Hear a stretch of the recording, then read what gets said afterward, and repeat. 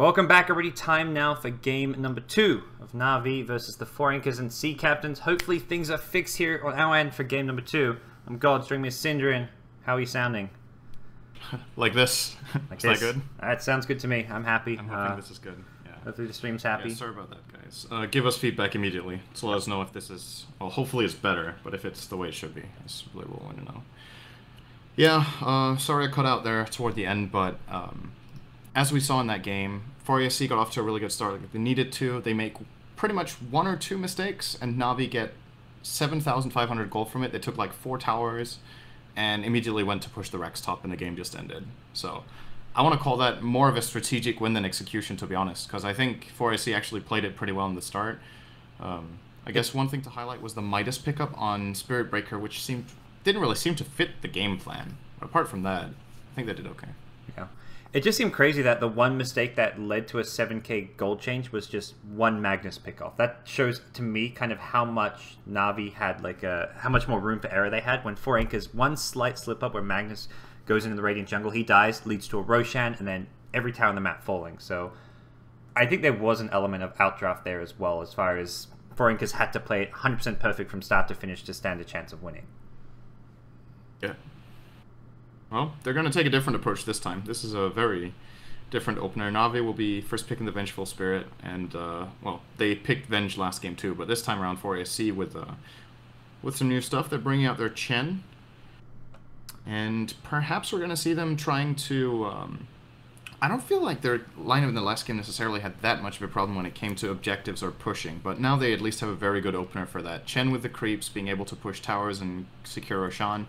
And Batrider, actually a really good pushing hero, because the moment you start sieging the tower, if Batrider finds a key pick off, that secures you the tower. So they do choose to pick Bat into Venge though, which is confident, but I like it.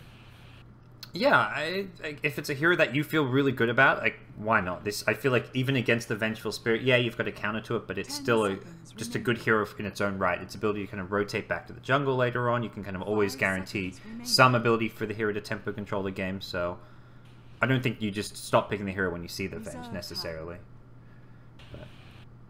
But I think Batrider is just such a good pick that you can pick it into Venge. Like, Venge is a solution, but ultimately Batrider still has the surprise factor.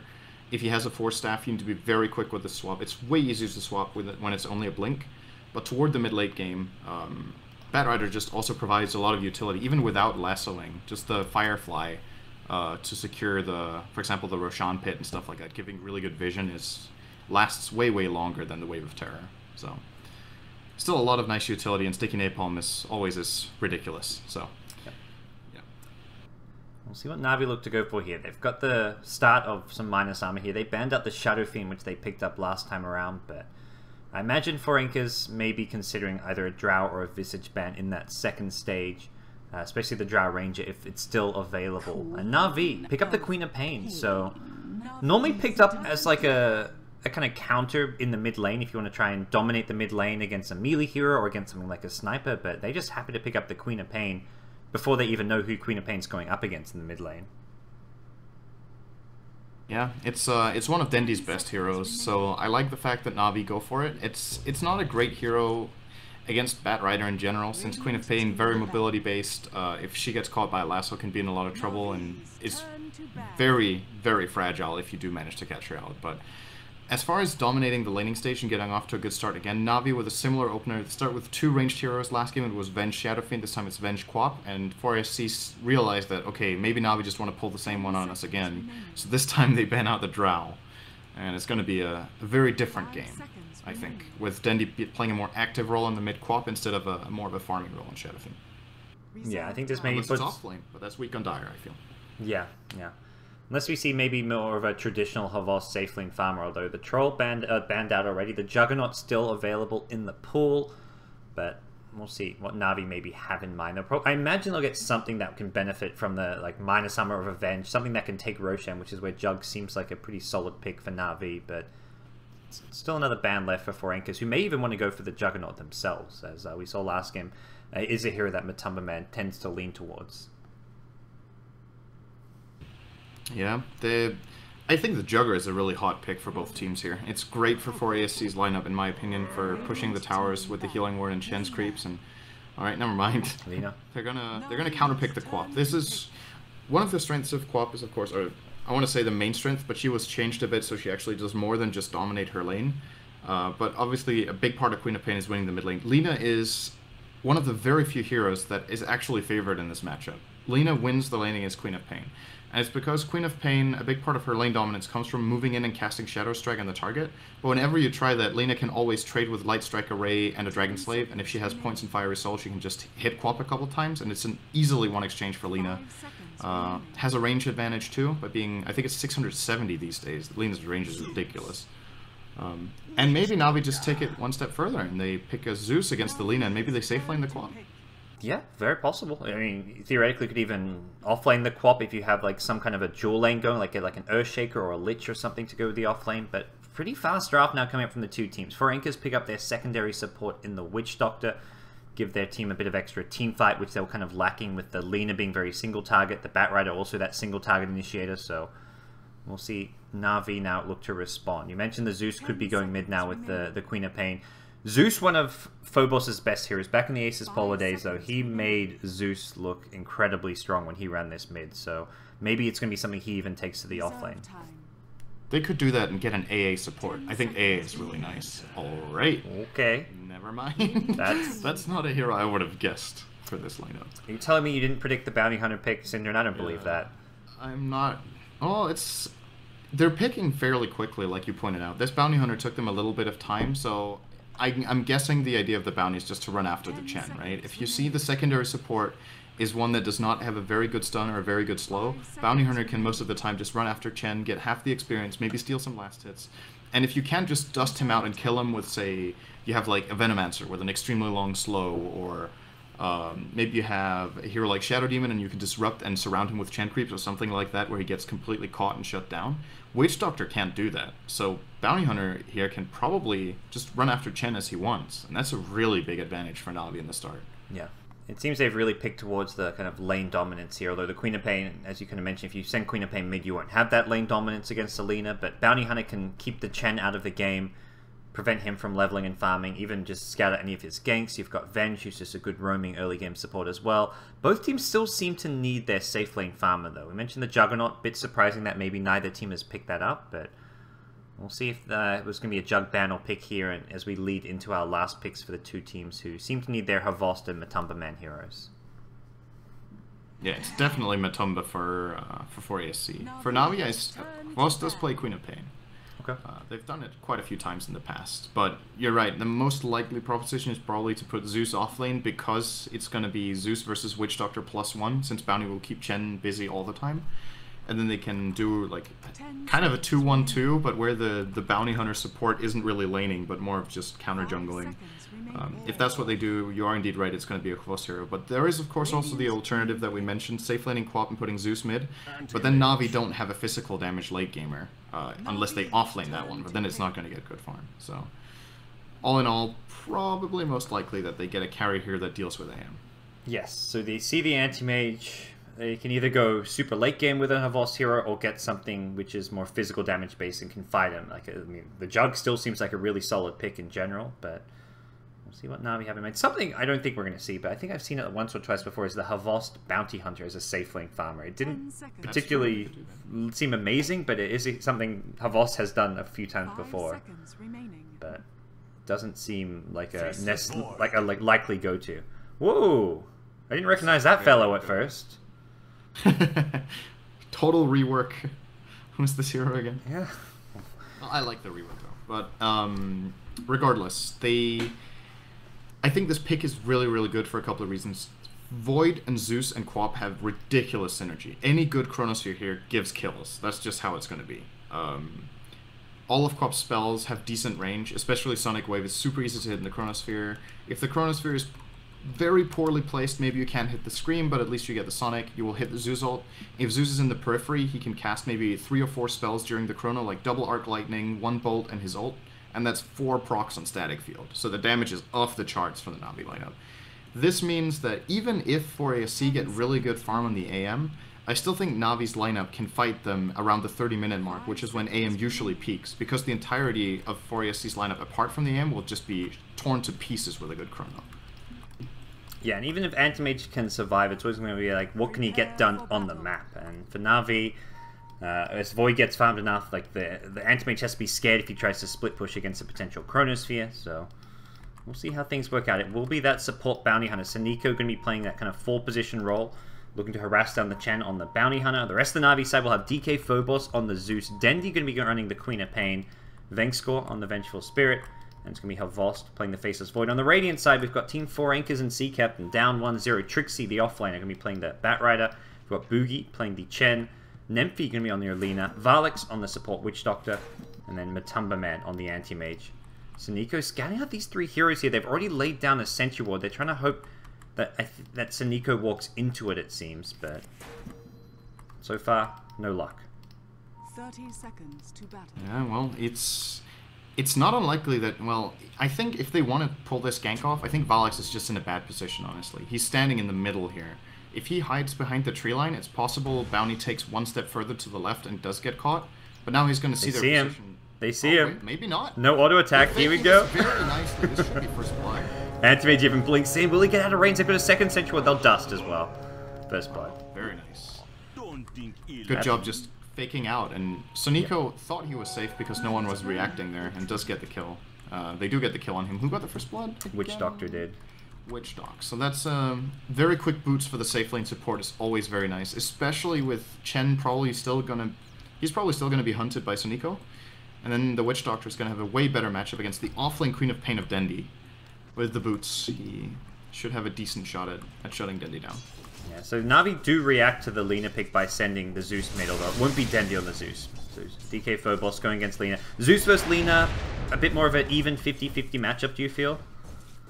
I want to say slight advantage for Lina, because Zeus realistically can only farm in this lane with Arc Lightning. And unless if he gets really good rune control, which is something the team has to set up, he will need to Bottle Crow. He cannot sustain his mana pool. And Bottle Crowing, well, okay, never mind. That's not going to happen. Killed the Radiant Courier. So I think Pho was going to be fine. But yeah, as you see right now, he's already chugging his Clarity here and using Arc Lightning. So he's going to run out of mana soon. A little bit surprised Nemphy. Oh, Nemphy has skilled Fiery Soul. A little bit of a weird choice in my opinion. You generally get Dragon Slave very early in the lane. I understand he skills Stun level 1 to kill the Bounty. But I would have probably liked to see him skill Dragon Slave just to stop Clarities. That's what you want to do against the Zeus. When he goes for CS, you stop every Clarity with a Dragon Slave, and then you win on regen. Top lane, they almost bring down Trixie here with a additional Suniko gank. He's done well, like, already. Like, the first blood he gave up, but he comes for a Courier Snipe, he comes to pressure top, has the boots plus Orb of Venom, so... Once he hits level 2, especially with that Janata strike out of the Shadow Walk, he does have a lot more kill potential, but getting level 2 is going to be the hard part. And he's going to look to maybe get it in mid. Now that they've sniped the Courier, there is kill potential onto the Lina. This is a very risky play from Suniko, actually, walking up here. If they had a Sentry there, he could have taken a lot of damage from the Creep Wave plus Lina. Might have actually even died, but they're trying to set it up. There's the Orb of Venom opener. Gets a couple of hits in. Nemphy very slow. Actually not even casting the stun, very surprisingly. I think his stun got cancelled by the Bolt. I think he started to animation it, but the Bolt cancelled it there. Yeah, and then he never cast it again. Yeah, yeah. That was wow. That went better than I thought it would. That was a very unlikely kill in my opinion with level 1 on the Bolt, but they get it. I think if they had Janata, it's like, okay, they probably get the kill, but without the Janata, I was the same. I was like, I don't think they get this, but well, Suniko getting a lot done early on. Now they come mid, drop the Sentry Ward, but it gets pinged out, I think, and Zeus can just bolt and kill this Sentry if he knows it's there. So one of the nice things about the Zeus mid. He got a haste, and 4ASC don't know he has this haste rune. He could run down Volix right now. With, like he wants to go Matumba Man instead. He gets hit by the slow on the Janata and the Orb of Venom. Dendi not following this one up, decides to sit back, and looks like they'll just pressure the Anti-Mage a bit. Poor Man Shield, lots of regen, kind of a hard kill to get if you're Na'Vi. We've now got ourselves an official Dota 2 game. We didn't have a pause earlier. In case you weren't sure which game you were watching, this is Dota 2. Yeah. Game is paused. When you see that middle game is paused, it's like, that's right, I'm watching Dota. Of course. Just in case. So, as far as the lanes go... Right, here we go. So First Blood did go Forenka's way, but it does feel like Na'Vi as a whole doing better in their... like, slightly better in their safe lane. Mid lane's been a bit of a... well, it's now going Zeus's way with the kill onto Nemphy, so... I think Na'Vi going to be a bit happy about the early game start. It's just kind of They have a unclear. significant gold lead from the courier snipe too. Yeah, it's kind of unclear what the Chen's going to be able to do here. He's stacking camps in the jungle.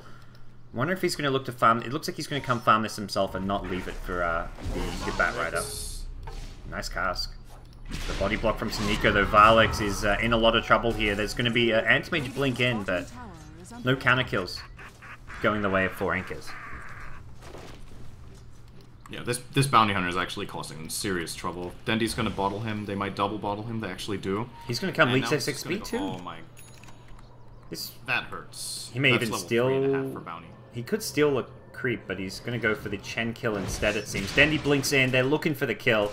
Boogie's got no escape here. Maybe gets the deny. Go for the deny, man. No. Well, Na'Vi off to a fantastic start here in game 2. And it doesn't seem like 4ASC are familiar with the situation. They're not really adapting to the circumstances with what Bounty Hunter is doing. They're kind of just keeping Witch Doctor as an AFK support in the lane. And there's only one thing that Witch Doctor needs to do right now, and that is to help Chen. If he doesn't, Chen will not be a part of this game. Oh, this courier, by the way. Just run after him. Oh, can he get the courier? He's snuck in the side here. It's actually being rerouted to the Chen. If the Chen didn't reroute that to get his smoke, Bounty Hunter had a courier snipe, I think. He sees it with the ward. He could find it on the way back. Is one right click enough with level 2 Janata? I think it is. If he has well, it's not called Windwalk anymore. Shadow Walk. That should be one shot kill. He's gonna see. He is gonna get it. Yeah, he's in the right spot. We'll find. I mean, he can just right click it twice, anyways. If not, so here we go. 1, 2. Okay. Well, second courier snipe. The courier does have the +10 armor, so that's where. Yeah, it is very tanky. Well, not really. That's what I was like. Courier very tanky. How do you define very tanky? Compared to a ground courier, it is very tanky. High armor. Yeah. Yeah, well, armor isn't that good if you don't have health. Yeah. But anyway, there was a second courier snipe, and ultimately these 2 courier snipes, the raw gold coming from that are worth way more than this tier 1 tower that 4ASC are looking to get, and which they are not even getting. So I like the fact that they're trying to now move out the Chen and get something done in another way than farming jungle. Like, he has to be active, so trying to push this bottom lane is a start. And now Valix looks like he's going to be following Boogie around and they're going to smoke. This is the way to play the situation. If they just have Witch Doctor alone in the bottom lane supporting the AM, he's not keeping Quap away entirely anyway. The Bounty Hunter is taking half of Chen's experience. It's going to backfire, now they're trying though. to smoke mid, but this is not good time. They might still get the kill on Vanscore, though, who is taking a hell of a lot of damage here. No, Chen didn't go for the attack. Oh, now Valix is in all sorts of trouble. Phase boots Bounty Hunter with a Zeus support. Oh boy. This is just a catastrophic start for Frank. You kind of talk about this is what the Chen and Witch Doctor should be doing, but I mean, as far as the big picture goes, 4 of the top 6 net worth heroes are on your Na'Vi side. Their support Bounty Hunter is on par with your anti-mage in terms of farm. This is looking really ugly for the Finnish squad. Yeah, and we haven't really talked about Kvost because he's just been left alone. He gets to completely free farm in the top lane, 40 CS minute 6. He's playing one-on-one against the Bat Rider, which is, if it's from level 1, it can be a tricky matchup for Faceless Void, but if he just gets a bit of a head start from the supports, he has way more damage than Trixie does right now, sitting at more than 30 damage in addition. And Trixie can't really go for a dive on him because there's a Chronosphere counterplay with just any sort of TP and Trixie dies, and we're actually going to see it right here. But this is not going to be a counterplay, this is going to be an initiation. Very easy Chronosphere should come out here. Actually not, oh, it's well enough placed. Firefly damage hurts, but Havost will still get the kill, and even has a salve to get him out of there, so should be fine. Valix TP'd up here, but he's going to just probably find himself dying here. So Nico coming in from behind could find this kill on your Witch Doctor once Havost heals up. What can Forankers do? They've got an anti-mage as their safe lane farmer, not a hero that can get involved. Is there any real big play they can make to kind of turn this game around? They need to activate the Lina, I think. Because here's the problem with what's happened. Let's actually wait a second. Let's see if something does happen here. So Nico is going to open on Valix. This is Zeus ult as well. Easy kill, or maybe not. Yeah, okay, they get it with the cask here. Bouncing around a little bit, but will not be able to get a play off here. Trixie. So Nico's actually going in with the Janata. Wow. Oh, didn't get the Janata strike. They need to run. That's just flat out greedy. Opening like that. Is he going? Okay, the creep gets the kill. I'm very surprised they tried for that one. Okay, so this lineup that 4AC has drafted it's very snowbally. If you Matumba's gonna die too. Dendy's so low. I caught most of that one in the end. What? I just went to check on Dendy and then suddenly bang kill. Yeah. Okay. Okay, so let me see if I can catch a moment to talk about this, because it looks like there's action all the time. And all right now I think we've got a little bit of a calm before the storm. Dendy, maybe not. Oh, he gets the rune. I think Boogie is gonna get out of this. Yeah. Okay, so. Oh, maybe not. Dendy is greedy. Green blade. All hell, and we'll get punched here. You're not allowed to analyze this game, Synderen. No, The teams I guess are... not. Okay, now we might get a moment. Soniko will not open on the Chen alone one-on-one. So, alright, so what happens here is if Chen and Witch Doctor don't work together very early on, the courier snipe from Soniko is a big deal. It means the mid lane is lost, effectively. Lina did, well, she's doing fine against Zeus. They're on par and farm, but this is a lane I would think Lina should be winning at least a little bit. But right now it's negligible, right? So the mid lane does not become a win. Lina cannot get that active early on because she doesn't have her bottle.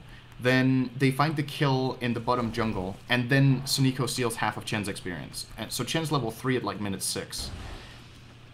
Before this happens, Chen and Witch Doctor, they need to find the bounty hunter together and kill him off, so that he does not get to command. They need to open up the bottom lane a little bit to Dendy and let him get some experience, because ultimately what happened anyway was that Dendy got almost full XP with Witch Doctor trying to harass him. Chen got really crippled, and now they're stuck in a situation where Nymphy has to pick up the pieces and win this game for them ultimately, because no one else has the power right now. Trixie doesn't have a blink, the supports are really low level, and what's an AM going to do minute 9? Yeah. And the vision advantage that Na'Vi have right now with this bounty is ridiculous. By the way, Courier Snipe number 3, it looks like it's about to happen. Soniko, go back! You're in the right place! Oh, it's a bottle too. Radiant's courier has been killed. He may be trapped here. He's got no Shadow Walk for 7 seconds. Okay, they're This bounty hunter is owning this game. He's really just winning the game. He's in some trouble though, but... Worth it for a Courier Snipe. Yeah, 4 heroes come chase him down. Havos free farming. You've got Zeus with a Midas now completed. Now this bounty has been. This is some like flashbacks to TI4 with Pylai Die on his bounty hunter almost. Yeah, I think the record so far of Courier Snipes from one hero was from Pylai Die at TI4, and he killed it 4 times, I believe, in that game with this bounty hunter. We're just 10 minutes in. Just one to go, yeah. If the game is long enough, I'm sure Soniko can do it, right? Yeah. This does really not look good. So Na'Vi getting 3 Courier Snipes, just the raw amount of gold coming from that is obviously ridiculous. But like we said there, they do get the counter kill on bounty, but the problem is he's putting so much pressure on the map by being invisible. For ISC don't know what's going on, because they gave him the space initially. He's starting to take over their jungle, he's giving so much intel to his team, killing the 3 couriers. Currently, he's probably going to move into the Radiant jungle again now, and if he does it with the right timing, might just break up a potential smoke play coming out from Valix in a moment. And there's just... Lina needs to do so much that she can't do until she has to go. Oh my god. Goodbye. Yeah, and when your Lina's on the sidelines, it's the one hero that can make plays happen, and we're just not seeing it. Meanwhile, Chronosphere, Trixie caught out in the enemy jungle. Havos with a Mask of Madness and Gloves of Haste, easy pickup for him. Hasn't gone for a greedy build here. Havos wants to be able to get involved and find those solo kills with this item build of his. Didn't go for Midas or anything. And yeah, I don't know what the answer is. For 4 anchors, all they can do is try and create enough space for Matumba Man to get his Battle Fury and start making some plays happen. Radiant's middle tower is Yeah, under and the one who needs to create the space is the Lina, but since there's been these 3 Courier Snipes, the last of which had her bottle on it as well, so she's still without her bottle. She needs the Yules to be able to make plays on her own. And the sad story right now is that she kind of has to, because there's not really that good support. Witch Doctor and Chen, 12 minutes in, are not the best ganking supports for Lina. You're generally looking for an easy setup, like say you have a Sand King, for example. So it's very easy for Lina to combine her stun, get extra burst, and get a kill. Cask just doesn't do the same, especially not against a Void and a Quap who can time walk and blink it respectively. So unless she has her own setup, the kills aren't happening. And with the kills not happening, Void is out farming AM because of all the lane dominance that Soniko has given them. And Trixie, who's trying to farm a lane now, is probably going to get picked off against this. They don't have any idea where the dire heroes are right now. There's a swap from Vance. They're taking a lot of damage from the Firefly, actually. This could backfire. Matumba could get a dub. Oh! Very close. Havos, no Chronosphere. Should be okay. He can maybe turn and fight if he even wants to with no Mana Void, but... Soniko only now. If he had level 6 at the start of that, it would have been a lot easier, but didn't have the track for the movement speed. But still, overall looking good. Bottom lane Boogie now. Maybe into the next go down. There's a Zeus ulti. Dendy forced back. Didn't want to fight into the 2 supports. Thought he had maybe just a free solo pick off there.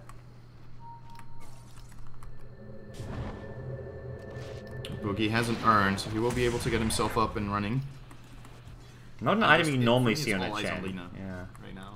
This, when you pick a solo mid Lina, she needs to get work done. And it's not like Nemphi's done nothing. He's been in 3 kills out of 5, so he hasn't been non-existent, but the Yules is the possible comeback is actually a Yules on Lina. I see no other real way for them to start finding the core kills they need.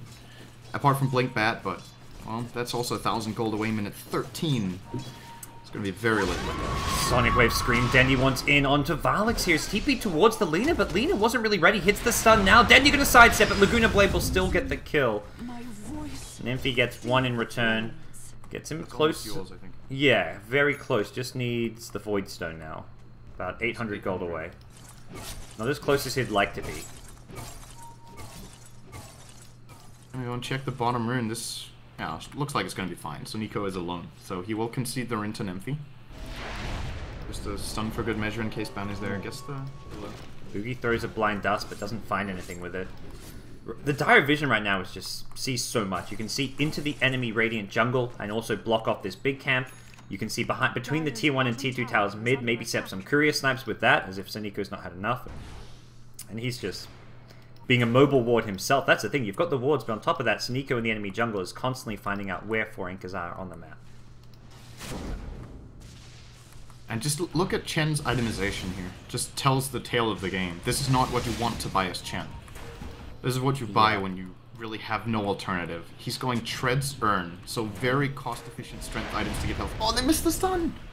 And Shiniko didn't even know they saw him. Yeah. They caught him right at the edge of the sentry ward, so he just kept on running and gets out of it. TPs himself to the top lane. Looks like they may go for another kill on Trixie here, who's so close to his Blink Dagger. If he tries to farm one more creep wave, he is dead. Avos can solo kill him with a Chronosphere, and oh man, Trixie, you don't want to do this. He's been scouted though. This is... He's actually dead already. Yeah. Track kill, easy. Havos can get that alone, but the bounty being there means track money as well for Na'Vi. The big problem is this, like, Lina's going to get a Yules here. I wouldn't be surprised for Havos just to go into a BKB now. Your Zeus is going for a BKB. And then suddenly that Yules combo doesn't set up kills on 2 of the Na'Vi cores. Maybe Dendy can get brought down by the Yules combo, but the Zeus as well as the Void can't really be comboed by the Lina. But that's just the worrying thing, right? That really shows how the game is going. When Zeus has Midas, Arcane's BKB by the time Lina gets her Yules, that's just... The laning stage has just been an absolute crush. Void currently sitting on more than 3,000 net worth higher than Anti-Mage. This is a very classic battle. If you've watched Dota 2 for a few years, there were a lot of games in the past where Void was the counter pick to AM, where if one team picks AM, you try to counter him with Void in the mid game because Chronosphere locks him down, has good physical damage, and can maybe kill him. And historically, in the laning phase, these heroes went pretty much toe-to-toe, and then when the jungle farming kicks in, AM would get ahead, but not by very much. Void is ahead by more than 50% this time around. Dendy could be in trouble at bottom lane, by the way. Nymphy just picked up the Yules. He's going in, off of the smoke. I like the play. Get the Yules and immediately smoke up with Witch Doctor. No TP support available, and Nymphy will hit the combo. Doesn't even need the Laguna Blade, so we'll hold on to that. They choose to use the Death Ward. I think this is a good choice if they go and use the Laguna immediately now. I mean, it's like Na'Vi are trying to roach. This is a very greedy play. They don't have Chronosphere. They're 5-on-4 right now. But it's just not being... It's unexpected, I think. Yeah, exactly. It's very unlikely play, so it doesn't look like 4AC are even checking it. Or maybe they are. They're sending in a Satyr. The timing could actually be right here if they move just very got his quickly. blink. There's a blink on your Bat Rider. He's smoked up. He's going to walk into Saniko, though, unfortunately. Oh, in goes your Bat. The track comes out, and Venkskor going to get cliffed here, but Havos already has the Aegis on his side. The cast bouncing around still. Havos, time walks to the high ground. Going to hold on to the Aegis. Blink up from Matumba Man. Not going to find any kills off of this, and Dendy about to respawn. This is not an easy fight to take. They bring down the Aegis. Oh, has he got a Chronosphere? You betcha. Doesn't get a chance to use it. The stun. Laguna's waiting for him. No backtrack for you. Zeus doing some big damage there. The all heal will negate some of it. And 4 anchors going to dust up Saniko. They may be able to bring him down. The Queen of Pain, Sonic Wave Scream doing good work. But still, 4 anchors, they survive. They're outlasting. And they get the final kill on a bounty hunter. That was Okay. just a very high-risk play that I don't feel like Na'Vi needed to go for the rush there. I understand the idea that, well, it's pretty unlikely Sephora SC probably aren't going to check, but if they do, and with the timing they did, they send in the Chen creep, they get a free kill on Venge. Sure, you get your Aegis for Na'Vi, but you lose your tier 1 tower bottom, you lose the Aegis, you lose a team fight, and all of a sudden, the AM who was 3,500 gold behind Void is now trailing by 1,500. So this is comeback territory. They can definitely make it back into this game now, and Na'Vi, they're probably going to be... They're going to be like, okay guys, we screwed up. That was too greedy. Just the way their lineup should be doing Rosh is find a pick off with Bounty and take Rosh when you're 5-on-4, right? But Yeah. they took it when they were 4-on-5. They didn't have the Bounty out on the map, getting them the map control they'd had in the past. And also, Dendy's dead, so they were 4v5. Bounty was not in a position where he was getting the scouting information he normally gets, so... Yeah, it was very greedy stuff, and... We'll see a slight swing back the way of 4 anchors after that. About a pretty big swing, actually. Like a 9-10k gold lead down to about maybe 6,000, so... Pretty big for 4 anchors. Also just taking out the Aegis, as well as Havos a second time, but... We'll see. Getting the Battle Fury on AM Yeah. is the biggest deal. It still feels like there's a long way for their recovery to come, though. Yeah, realistically, if you do a comparison of the items between AM and Void, I think right now with the items they have, I want to say they farm equally fast. Void has Mask of Madness, Hyperstone, and Maelstrom. He can't use Time Walk between every single camp like AM can with Blink, because of his Battle Fury and the lower mana cost on Blink. But at the same time, he just clears these camps very quickly. Now, I want to say, this Hyperstone for me from Ghost is really greedy. You talked about how he was probably going to build into BKB, which I think would have been a nice choice. Especially when Lina is far behind and won't be getting an Aghanims anytime soon. He would almost render himself invincible in this game with a BKB. But going for the Mjolnir build-up, which he has now, I do believe. Yep, there we go. I don't know. This, once again, seems like a greedy play, to be honest. It feels like it's the safe option just to get a BKB, and then it's like, you get a BKB, yeah, you maybe don't have the same damage output and you can't get the same amount of kills, but how do 4 anchors come back if they can't kill your Void, your Zeus, your Queen of Pain, who's probably working on a BKB? I mean, I hope he's working on a BKB. Does Void need to deal that damage when he's on team with a core Zeus and Quark? It's not yet, I think. They're not lacking in damage, especially when you're ahead and 4 anchors are also squishy and underfarmed. Like, most of these heroes are only sitting around 1k HP.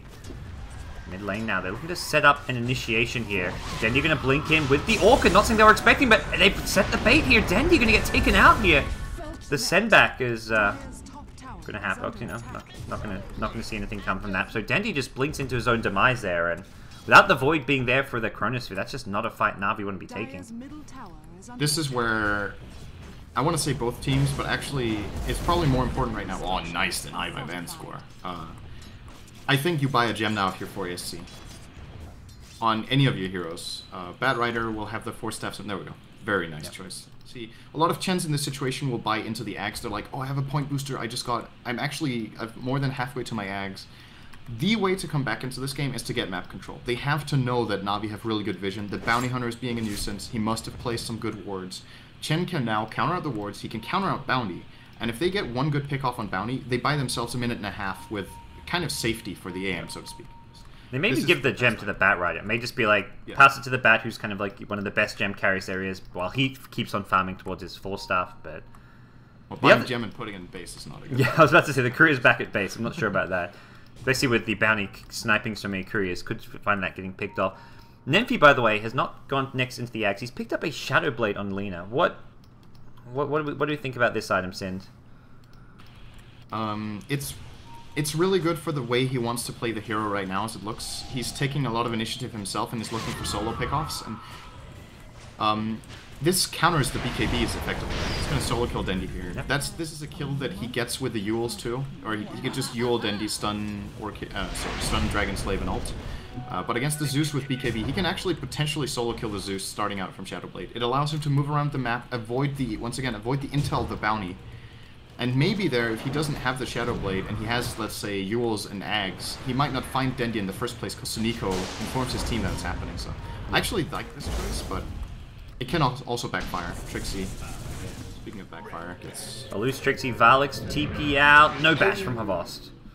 Could have chrono. I don't know. That was a risky chrono. Would have been the last millisecond almost. I like what you say about Shadowblade. It seems like a really good idea because there is so many ways you can scout out Lina with a Bounty Hunter, ruin his day, so...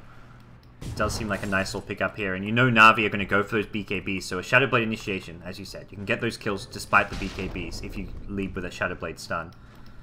Force Na'Vi to maybe spend money on detection, something that I guess their supports. I mean, look at this Venge. Vengskor as a support Venge, he is so rich. Oh, there's a gem. And yeah, he'll pick up a gem himself.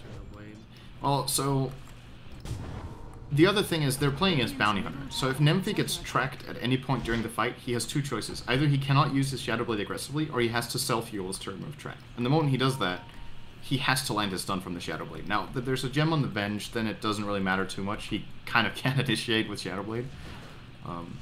But I have to say I like the idea of this, because it shows that Nemphy wants to play aggressively and try to take initiative for the team. He could do it with Ags as well, but it limits his ability to do it alone. And right now, well, he's getting the gem himself. It looks like they want to try to find the bounty here with a Shadow Blade into an easy kill with gem. But surprisingly, look at the two Na'Vi wards still uncountered. The gem has not crossed through pretty much the only two spots that Na'Vi have wards they have not found. So nice placement. Well, we'll see Nemphy on the move with that Shadow Blade. Not going to go too far. He doesn't want to...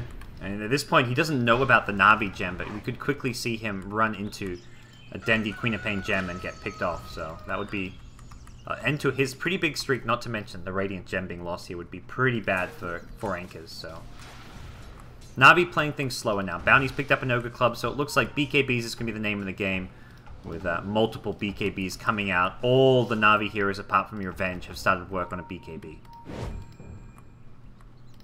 Yeah, it's like I thought 4ASC might have tried to go for an aggressive play in the top lane. They could have regretted that very quickly, as Nemphy was actually still under the dire Observer ward. He is going to find the Observer ward in the mid lane finally. And this could work against him if he thinks this was the only aggressive ward Na'Vi had. Because this aggressive one they had on the top cliff, or sorry, the cliff to the left, still has 45 seconds remaining on it. If he walks through that, Venge gets in a good position with the gem. They find a kill on Lina, which in turn steals 4ASC's gem. And then they would be without a gem. Bottom lane, Matumba Man caught out. He's silenced up, doesn't have the Manta Style yet, will go down. I think Avos missed the Chronosphere. I came down bottom. Chronospheres are nothing, but they still killed the Anti-Mage even with the Miss Chrono. Just zone and Chrono. Yeah. It forced him to go north into Dendi's Orchid, you know? It's like... Wow. Well, sick play. I guess... Very next level from Havas. There's the BKB. So we talked about it. I think he just managed to farm this BKB in like 3 minutes. And then ultimately it doesn't really matter that he goes for the Milner first. He didn't need the BKB once, so proves to be a good choice this time around. Is top lane. They're looking for Trixie. He's got decent vision, but Firefly Spires now. If they use a Wave of Terror with perfect timing here, oh, they checked the wrong side. The static field still hit though, yeah. Falstaff did not move him at all, Trixie. Whoa, what? He went left up, and you can't go left up the map, so... I don't think he wanted to try to go there. I think he wanted to try to go straight north, but mistimed it. If you go north, like, over the cliff, sometimes you can put yourself in a position without breaking the trees where you're kind of, quote-unquote, stuck. And then you could blink out, depending... I mean, depends what Zeus does. He could easily get vision of you with a bolt. Oh, speaking of Zeus, there's the Ag Scepter for Phobos. He's getting very rich with his Midas build-up. That's just one here we haven't really seen too much of. He's 207 just from throwing his ultimate around, but hasn't had to, he's on a 10-second BKB as well, but this is not a hero you can underestimate as far as damage output in the late game goes. Forces people to go BKB, but no one on the Radiant side can really afford one, apart from maybe Lina, but also Lina just doesn't want to go BKB. You want to go for that big damage Ag Scepter. Yeah, I think he has to. They will not have enough damage to go through the BKBs if she doesn't get it. It's the reason for me why Lina is starting being considered as I made as the Axe upgrade. She's received other buffs which are not insignificant, like the multiple buffs to Fiery Soul, the improved version of Yules, and I think the better damage of Dragon Slave, to mention a few of the things she's received as buffs. Even Light Strike already is better. But it's the Axe upgrade that really kicks ass. It's where Lina's weakness in the past, where you reach this point in the mid game when cores get BKB and your Lina seems garbage. She now still has 1,000 damage nuke that goes through it with level 16. They're gonna have to have that, because else who's gonna kill in the BKBs? Matumba Man with a Manta? That's not gonna kill a single hero on them. For Anchors have a lot of heroes grouped up at top lane. They know Na'Vi just took Roshan, but already Na'Vi swinging towards top lane. Haval's going to make himself known, moving through the mid lane past the creep wave, and 4 Anchors either have to fight or flight, and it looks like they're going to choose to run the hell away from this top lane. Build up the tower down. Okay, small little claim here. Voss, time looks forward. He's going to catch up the Chen here and may just look to yeah, throw a Chronosphere, solo kill on the Boogie. Actually has some creeps there as well. That's a little bit of free extra gold going the way of Na'Vi. Kind of shows how Na'Vi are happy that they don't need to go for a big 5v5 push or anything, that they're just going to use a Chronosphere for a Chen there, that they're happy with the tempo this game is going. And for 4 Anchors, I mean, is the plan just going to be rely on the anti-mage split push at this point? Because I don't see any way they can team fight.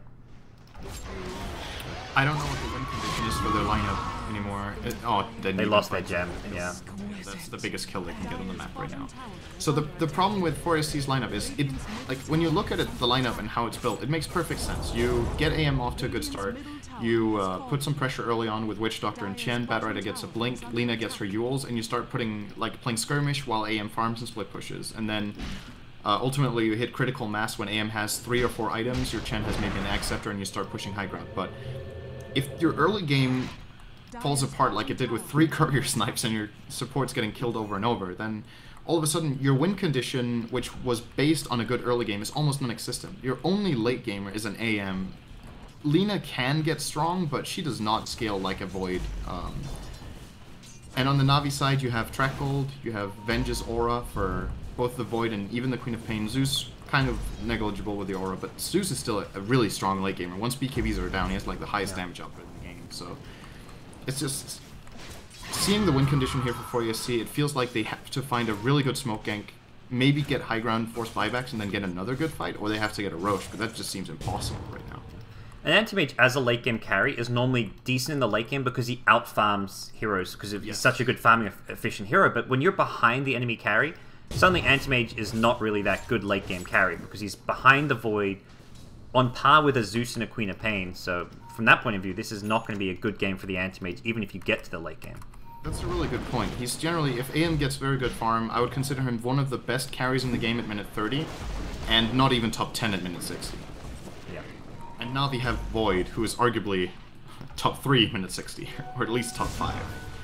Double Chronosphere, which it looks like we'll be building into with this Ags build up here, is gonna, like, 4AC don't have a solution to that late game. Na'Vi now, with Aegis in their hands for another couple of minutes. Going to start working on some towers and objectives here, but it is going to be the smoke, well, not so much a smoke play, but a rotation towards top lane. They could have almost caught out Sneeko here, but they have no gem. Sneeko just scouts out everything. They've got dust, but Trixie blinks forward. What are you thinking, Sneeko? He's thinking he's got Havos sitting right behind him. Havos comes in with a BKB, goes in on Trixie. The Mjolnir damage. Trixie will be brought down. No, yep, just in time. Chen, no sendback was being used there on the sideline. Standy tries to bring down the Witch Doctor, won't be successful. Boogie, the casualty instead. Na'Vi bring enough heroes top to turn that one around, and a track kill or 2 going their way as well. If that was the plan from Sneeko, that was a very nice play. Using track there, because you could hear what your reaction was, and 4ESC's was probably the same. What the hell is he doing? He just... What the hell is he doing there mid lane, by the way? Okay, that's another question. But he just... Like, he just tracked us, and we have a Bat Rider with dust in the neighborhood. This is a free kill. Yeah. And if that was planned beforehand, with him wanting them to go on him so they could get a chrono, that was a very nice play. But regardless, they get 2 for nothing. Ultimately, he does die now, but that's a kind of separate entity. Havos doing Havos things, blinking onto the high ground here. Won't get the kill on the Witch Doctor. Didn't get the necessary bashes, and no Mask of Madness for him. But anti-mage, the split push. This is what you resort to at this point. He's down at the bottom lane, going onto the tier 2 tower. Bit worried about a potential Chronosphere, but Havos is at the mid lane, so he's going to just blink back to safety for now. Manta style on cooldown as well being the other big thing, so if Dendi comes in with an Orchid, he could find himself in some trouble. Yeah. So here's the problem. What do you buy with AM right now? You know you have to carry the game and you have to do the damage for your team. BKB does not solve the Void problem. If you don't get BKB and you go for damage items, you get completely destroyed by Zeus. Even if you have the BKB, you can still take a lot of damage from the new Sonic Wave, and of course there is, as mentioned, still the Void. So I think he has to get BKB because of Zeus, Quap, and Void, and the alternative you usually get for tankiness is a Heart, but Zeus is really good against Heart since his static field is percentage based. So there's like no other item than BKB, so he has to get that first. And then working on his next item when you're behind like this is probably going to take him somewhere between, I want to say, 6 and 9 minutes to get a big item again. And in that time, Void will have his refresher, and then they can just get Aegis and probably end the game. They currently are sitting on an Aegis and might want to try to force the issue earlier, but it's just... Once again, the game plan from 4ASC, this is not the... When you draft like this is never the position you want to be in at 30 minutes, and sometimes you gamble your draft on a good early game and you don't get it, and you obviously still try to play to the end, but it's just very difficult to see how they can perform what they need to do here. It definitely goes to show like how teams are just not used to dealing with Bounty Hunter. I think if you go back like 2 or 3 years where Bounty Hunter was like a top pick as an offlaner, like around the TI2 times, teams were so good as far as knowing how to use sentries, when to plant them, how to bait them in. They got the first blood, but after that, they have not dealt with this Sinico Bounty Hunter at all. It's just like an uncommon pick that teams are just not adjusted to. It's funny to see, right? He's 3, 5, and 5, but I feel like he's maybe had the biggest impact on the game with his hero. And it's just been scouting, 3 courier snipes in the early game, which have snowballed his entire team. And ultimately, right now, I think he could just cast track for the rest of the game and do nothing else. And he has done enough. Like, if he doesn't even do anything sneaky, like finding another courier kill or setting up a gank or anything, just casting track every time he sees a hero, he's done his job. So he'll be able to stay alive now. He's got well, he's about to have BKB, about 300-400 gold away, so won't be as easy of a kill. But the man gets blocked by Dendy. They're actually going to go on him here. This is going to be a very easy kill on the AM, and probably the biggest kill they can find too. Oh, he bought his BKB as well. No buyback. I guess he wanted to buy it. Well, I don't know if he would have lost too much gold there, but yeah. Thinking maybe his teammates can just stall for him, but 1 minute on the sidelines, and Na'Vi, they've not got Aegis at the moment, but hey, they'd love to force out an anti-mage buyback, which doesn't exist, so they may just get some damage onto the high ground. And Chronosphere is going to be available before AM respawns because of the Ags. So it's a 60-second cooldown, and AM's death timer right now is like 80. So every single time he comes back, they can just chrono him again. Here you go, Na'Vi thinking about pushing high ground here. Vengskor and Havos on the front lines, and even if Vlad's pick up for Vengskor, giving them more damage here. Havos taking heavy damage, but he survives on 50 HP. Vengskor going to be the casualty instead. The cast, the death ward, they're doing huge work on Na'Vi. Oh my god, they just got baited into that one. Who needs anti-mage?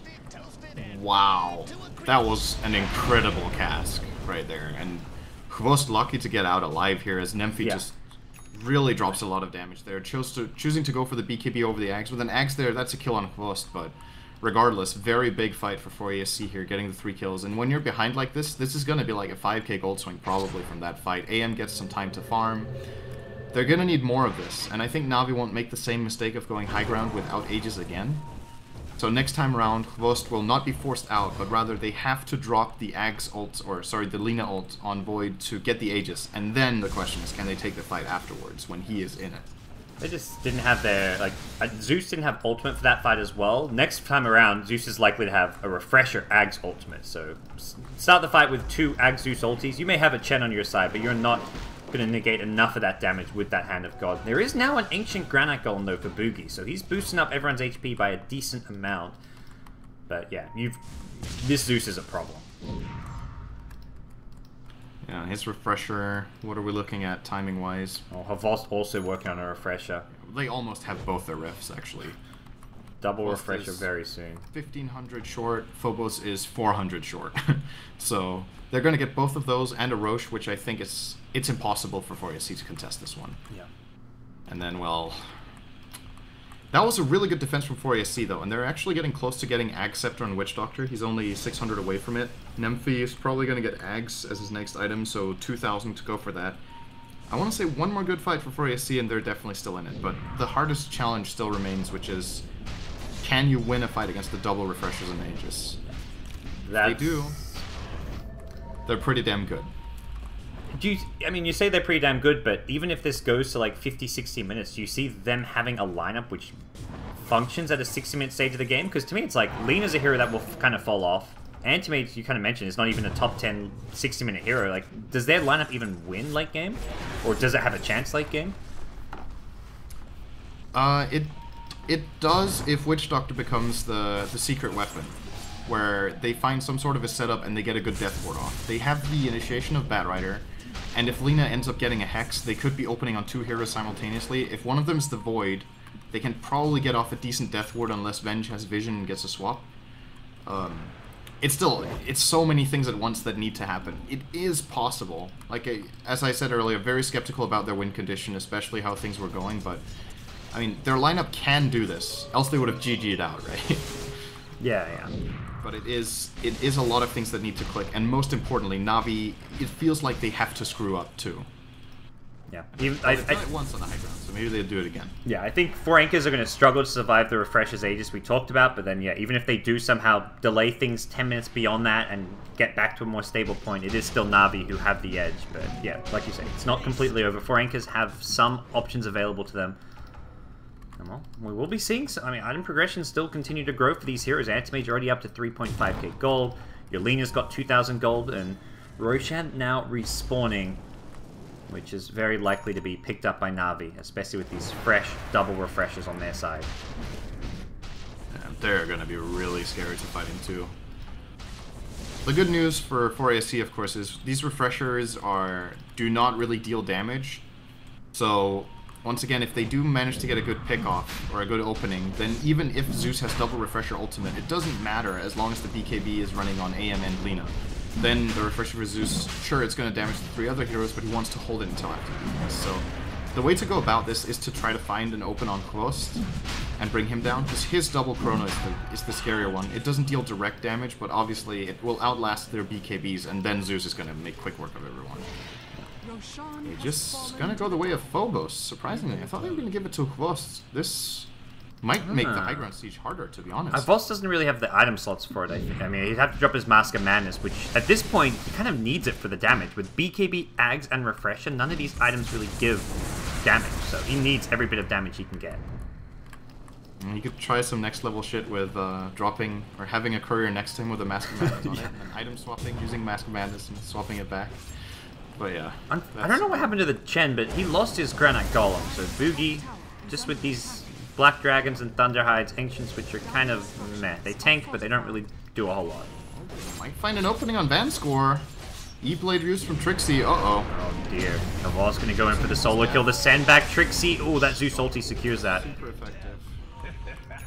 That was a BKB from Havals, but down at 8 seconds now. At this point, he's just happy to burn it as much as possible. What do you think about that E-Blade pickup? Do you think that's good on the Batrider of this game? He's not the one initiating. If he was the one sitting back, like if he's like a defensive support who can sit back and use it to save a teammate, it's one thing, but he's the one in the going in first in any fight, so I don't think it's going to help him because of that. I mean, I'm just thinking, what do you generally use an E-Blade for late game? Either you cast it on an opponent to disarm them, or prevent them from it, well, ultimately disarm them, right? Prevent them from attacking and deal extra magic damage, or you cast it on an ally to save them. But his allies have BKB, and if he casts it on someone who doesn't have BKB, he gets completely blown apart by 2 Zeus ults. So, I'm not sure what the idea here is. If it's to amplify Lina's ult and then she doesn't get Ags, maybe that's the idea? Lina just panic BKB'd. Oh, I don't know if it was a panic, but the high ground ward was used and then immediate BKB from Nymphy. Maybe just meant to deal with here. Havals in the front lines. Laguna Blade will go through. Havals taking a lot of damage, but just going to be pushed back here, and they're going to have to wait out the cooldown on that Laguna Blade. Pretty low cooldown on Laguna Blade, so if they can deal with this creep wave and this push here, they will have it for the next creep wave that can come. They go in, they want Havals here, they're actually going to go on him, he's got no Aegis! Havals is dead, great play, and now in goes Matumba Man. He's got the BKB, wants to go on Phobos, but Phobos with Aegis, not the best target here. Mana Void gets used, possibly unnecessarily, but still, damage being done onto the Na'Vi side here. It's going to be a buyback from Havals. There's your Zeus ultimate, number 1. Boogie on the run here. Second Zeus ulti comes through, takes out the lane. Matumba Man no longer has a BKB. One Stendy who's BKB won't be able to get him. On the front lines is your Bounty, who's going to now, well, see your gem recovery. 4 Anchors. No buyback on Lina. This is not going to be an easy hold for them, especially once Havals rocks up to the fight again. Yeah, this is going to be a double chrono fight. They still have Cheese on Dendi as well. So that was pretty good from 4ASC, getting the Void and getting the Zeus Aegis. Just a Zeus Aegis, though. Matumba Man, there's your E-Blade. Trixie's maybe saved Matumba Man with that one. Second Chrono comes in. Can they bring down the Antimage? They still can. Antimage dead. Has a buyback. Will probably have to use it here. They're going to lose the Batrider as well. For now, Anti-Mage holding on to this one. He can't really fight without the Lina, I guess. Also, no Witch Doctor Ag Scepter still. This is looking like the end of the middle lane of Rax, and possibly even bottom as well. They're going to blink in, go in on Boogie. Boogie.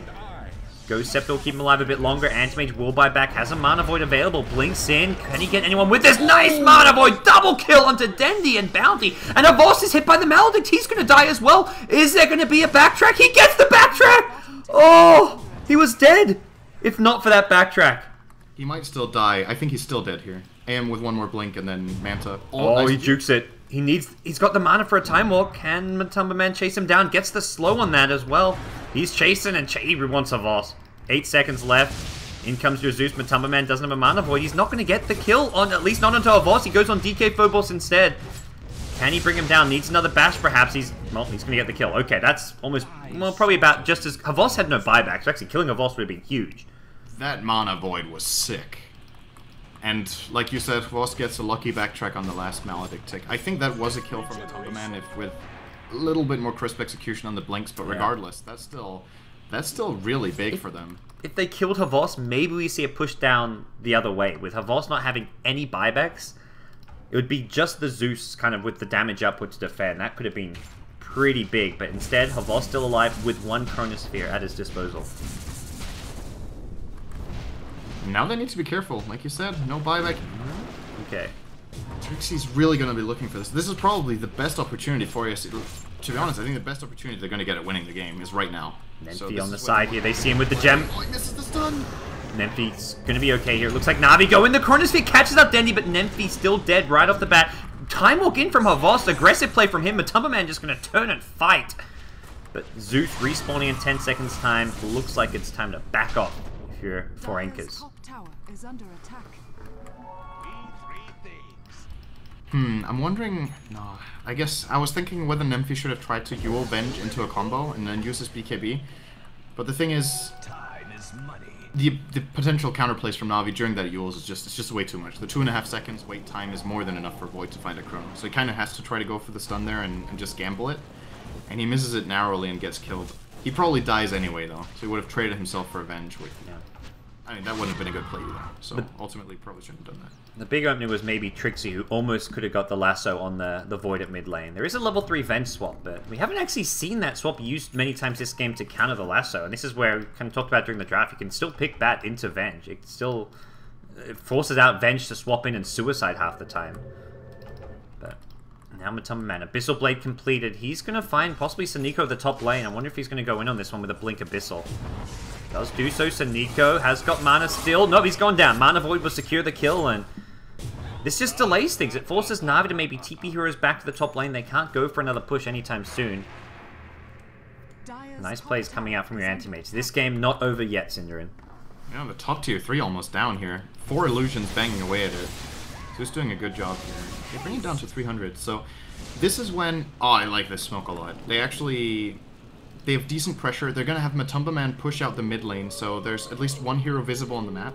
And the 4 other heroes from 4AC are going to rotate. Now this bottom wave is in a position where Na'Vi might expect, okay, they're not going to farm this wave because, well, okay, never mind, they see Void top. If Khvost was off the map and 4AC don't farm this, it can easily be interpreted as, oh, well, they're scared of our Void, so they're not going to farm the wave. And that's when you can make a smoke play. They're smoking into Roche, who can't even spawn yet, so that's questionable. But I really like the idea behind the smoke. They're not going to find anything, but it's the way to play right now. They need to be aggressive like this and look for a pickoff. Finding pickoffs is going to buy them just a lot more time right now. Like the Matumba Man pickoff at top lane forced Na'Vi back a lot, and Na'Vi aren't getting much stronger at this point. Havos effectively 6-slotted, maybe replaces the Mask of Madness with like a Butterfly or an Assault Crest or something, but for the most part, him as well as Zeus are maxed out. Queen of Pain now has a Scythe of Vice. Some room to grow item-wise, but this is really as scary as Na'Vi are going to get. Someone's going to have to buy physical damage on Na'Vi. Khvost can sell, like you said, Mask of Madness is the obvious selling choice, and then I think probably the most cost-efficient item right now would be a Daedalus, so they have some heavy single target. Else Quap can go down that path. Dendi has done that many times in the past, going for like a Desolator, maybe even Daedalus MKB Quap build. So either of them has to do a physical DPS build, and you can put it on the Quap and then have Khvost get what was suggested, Butterfly, and what was the other one?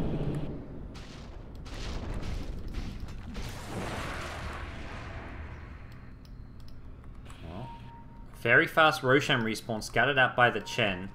Na'Vi, though, pushing down bottom.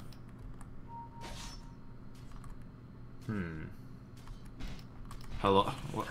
Are you there? Hello? Hello? I'm sorry. What's going on? I don't know. I don't know. I was talking to you for 20 seconds. I was like, I asked you a question, you just ignored Oh, me. I think you cut out at the end. I don't know, a TeamSpeak thing, man. What was your question, Synderen? I'm here, I'm listening. That's really weird. Okay, no, it doesn't. I don't think we have time for it. It's also not that important. Alright. Let's see if Voss can get this opener. If he doesn't, okay, so what I was saying was, one of them needs to build physical. It doesn't have to be... Dendi can do it on Quap. Getting something like Deso, MKB, and Daedalus. I think Voss should get Daedalus instead of the Mask of Madness, though, but you suggested 2 items he could go for. It was Butterfly or another one. Oh, Assault Caress. Assault Caress, yeah, that could be good, too. So, yeah, one of those 2 on him, and then Dendi getting physical is one of those. They've got a lot of like, just the Venge alone with the Vlad's and the Wave of Terror plus Vengeance Aura does give everyone some physical damage, but problem is Vengscore often dies at the start of the fight because he has to swap save a teammate. Yeah. Killing Vengscore is generally a pretty worthwhile pick-off for 4 Anchors, even if he's going to swap save someone from a lasso. So he's carrying the Vengeance Aura and the Vlad's, so that's a very big kill. Give the Aegis to the Zeus once more, and we'll see Na'Vi now make their way down bottom lane. Buyback status on the Radiant side. Anti-Mage has his in 30 seconds. That's the big one they're missing. Witch Doctor short on money. Has got the Ag Scepter, though. It's something he hasn't had in recent fights. This is maybe something that could be a game changer for 4 Anchors. They're going to have to execute this really well. But once again, with no Aegis on Void, they might be able to find the opening. Use a Zeus ulti, get the Sword Vision, Matumba Man hexed up! This is going to force out his buyback. Chrono number 1, the E-Blade's there, Matumba Man's still alive, he'll die to the second Zeus ulti. Havos refreshes the Chrono, catches out Varlix as well as Boogie. Here comes your Anti-Mage buyback soon, but not soon enough. They've already lost both their supports. Trixie in the fountain, going to go down to a Queen of Pain, right click, and Matumba Man buys back, gets Dendi. Dendi going to buy back. Na'Vi want to end this game now. They haven't got any Chronospheres available off of this. Havos will die. Yes, he will. Down goes Havos, has a buyback available, but 4 Anchors are defending. Dendi bought back possibly unnecessarily. No escape. Yeah, no TP and no mana. This seems like a decent hold for 4 Anchors. They're taking a bit of damage in the mid lane, but second kill on your Zeus, and well, Na'Vi need to get something done while these buybacks are on cooldown, I feel. The Bat as well as the Anti-Mage. Next time they have the Void Chronospheres, they've got to push and win this game. Or at least, I mean, they don't have to. They can still take this game 60 plus minutes, but it feels like that's the kind of window they have to fight around. And the really scary thing there for Na'Vi is they had Aegis and Cheese, and AM didn't have immediate buyback. So when he died, I think there was 10 seconds cooldown on his buyback. If he had it instantly there, I think the fight could have gone even worse for Na'Vi, because then he would have been back in the fight faster, maybe find even another kill than what they did. But ultimately, it does kill 4 heroes of Na'Vi. Dendi using the buyback seemed like a little bit of a waste there as well. And if Matumba Man now finds a kill on Dendi, that's a 2-minute window where it's 5 on 4. So all of a sudden, Na'Vi's high ground sieging in this game has not really been that impressive. And once again, I think both Chronos going onto the AM there, the E-Blade that I was skeptical about, proving to be really useful for Trixie since it seems to be able to force out the second Chrono on Matumba Man every time. Well, that second Chronosphere was on the 2 supports. Oh, it was? So they only chronoed him once? Yeah, they killed him with he got E-Bladed, and then like the second, it forced out the Zeus Refresher ulti. That's what killed the Anti-Mage in the E-Blade. It was like a Refresher Thunder God's Wrath. And then the second Chronosphere, he Time Walked further and then Chronosphered, I think it was the Chen and the Witch Doctor. Which didn't seem like you ideally want to get someone like Alina, or even hold the second Chronosphere for the Anti-Mage buyback. Yeah, that's the ideal, is actually to kill him with the first Chrono and be able to just wait. If they get Matumba Man for free, he has to buy back. There's no way the 4 of those take the fight, and then the moment that comes, if they get him in another Chrono, the game's probably over. Well, it took 50 minutes, but Nempi has an Ag Scepter. Yeah. And I like the idea of the Shadow. Do you feel like it's been worthwhile? Yeah, I think it's been a fantastic pickup. I think it's actually proven to be better than an Ags would have been. Okay. How many pickoffs did they find because of it? I can't remember how many he found, but yeah. But even outside of the pickoffs, I think just using it to give him that safety that he can kind of play like the Bounty Hunter did in the early game, get scouting information for his team, and just pose a big threat for Na'Vi. So I think it's paid off. definitely the theory behind it. I honestly wasn't sure. I Yeah. feel like he could have had the eggs earlier and it might have netted them a kill or two in addition on heroes that got away low. There was like that one memorable point with the Void who got away with like 50 health and would have died to Laguna, but apart from that, like you're saying, the safety of the Shadow Blade, it's hard to say how much he would have farmed without the Shadow Blade and how freely he could have moved around the map. So I agree, it's probably, on second thought, I think it was worth it. I think if he didn't get that, he'd need to get like a Blink Dagger or something, but... Yeah, and even then he can get opened by Bounty and then anything can happen. This poor Chen still cannot find a Granite Golem. It's finally respawned just... I'd be like keeping eyes on him, like, where is this Granite Golem? Because he's had this Ag Scepter, but he's going to lose his creeps, actually. Avos picks him off in the mid lane. Bottom lane is where the focus seems to be, but... Yeah, this Chen, as far as a late game hero goes, is not really offering much to 4 Anchors, apart from maybe a send back. If he can send back an Anti-Mage inside a Chronosphere and keep him alive with the heals, that would be huge, but doing so is not the easiest thing in the world. Yeah, there's no diffusal on Na'Vi, right? There is not. That would actually be a really nice pickup. It can remove the Ethereal Blade, and it can remove the Chen Sendback. So that's actually a pretty cool choice. I think Suniko could totally go for that on the Bounty Hunter. Thunderman goes in with Abyssal Blade as he's getting sent back. Trying to bait out a Chronosphere. Now they're trying to do some cheeky plays with the send back as Anti-Mage blinks in, and that's where the Diffusal Blade you mentioned is going to become more and more likely. So Havos has double Chronosphere. They're going to swap in Matumba Man. He's got no buyback. The E-Blade is there. Can they keep him alive? They need the send back. Is it available? Matumba Man is brought down. 2 minutes without your Antimate. Second Chronosphere, you're going to catch out your Lina, who does have a buyback. Will do it immediately, but Na'Vi have broken 4 Anchors here with this Anti-Mage kill. That Thunder God's Wrath into level 3 swap play is just punishing 4 Anchors time and time again. It's very hard to deal with. They're currently 5 on 3. Trixie getting low here. They've got nothing to fight into Na'Vi. No lasso even. They're going to lose the Chen as well. Nemphy doesn't have a Laguna Blade for some time. He'll get hexed up in his own base, but hold on to his life for now. Na'Vi can't go for that third lane of racks with the tier 2 tower up, but they may just go for the tier 4s here. Wow, they're really low, those tier 4s. The creep waves just keep on coming in the mid lane throughout this game, and now the throne exposed. Na'Vi looking like they may be able to get that 2-0 win here. 4 Anchor's not going to tap out just yet. The E-Blade comes out onto Havos. Nemphy annihilates him. Insta buyback from Havos. May pick up some boots of travel. Does do so. He's TPing right back in. Nemphy, it's going to be a dieback from your Lina and possibly GG as Havos goes in. Chronosphere on 2. This is the end for your Finnish squad. They're going to get knocked out of the Summit 3. This game got a lot closer than I thought it would. I mean, a lot of credit to Na'Vi for their early game, especially Suniko, I feel like played an exceptional game.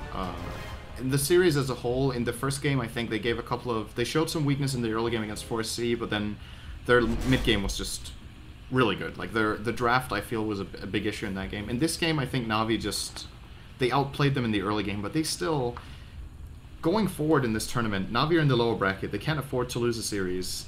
I don't know if this level of performance is going to cut it when you hit some of the harder opponents than 4ASC, because especially Navi's high ground sieging seems to...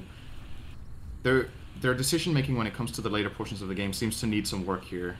This game they almost lost a game that they were 15k ahead in for like 15 minutes straight. Yeah. It could have gone scary, and yeah, they probably have something to work on, but at the very least, a 2-0 win today is going to take them one step closer. I like the drafting seems to be working the early game as well. I mean, I guess game 1 a pretty kind of standard pocket strat that's been around for a while, not even a pocket strat. So to make a draft like that work is nothing impressive. But game 2, I like this draft. We're seeing the bounty as well as the faceless void, 2 picks you don't see every day, but both really fitting this draft well. But yeah, still a lot of execution to work on, I think, for Na'Vi. The team synergy was there. Like some of those last few pushes, like using the Zeus ulti and then swapping in the Antimage with the insta hex. They know the Batrider, they don't need the swap for the Batrider because his blink's been cancelled by the Zeus ulti. So the play and the kind of the theory crap behind it work. But yeah, definitely some polish that needs to be done there, Synderen. And well, what do you think Suniko today? He is obviously the new player. For me, he had a huge impact in the second game, at least. Yep. Really some important plays from him. Who was he? Game 1, he was the Visage? Yeah, I think so. Yeah. Yeah, game 1 was so-so. I mean, I think the laning stage fell apart for Na'Vi in game 1. I don't know if Suniko is someone you can really pinpoint that on. But yeah, game 2, he was one of the kind of the key reasons Na'Vi got so far ahead. So we'll see. I think he's a very talented player. I guess the question is going to be, it's like, who's kind of the in-game leader for Na'Vi? Because that seems to be the big thing they've been missing for some time since Puppy left. Yeah, and well, that's ultimately the big decisions in this game.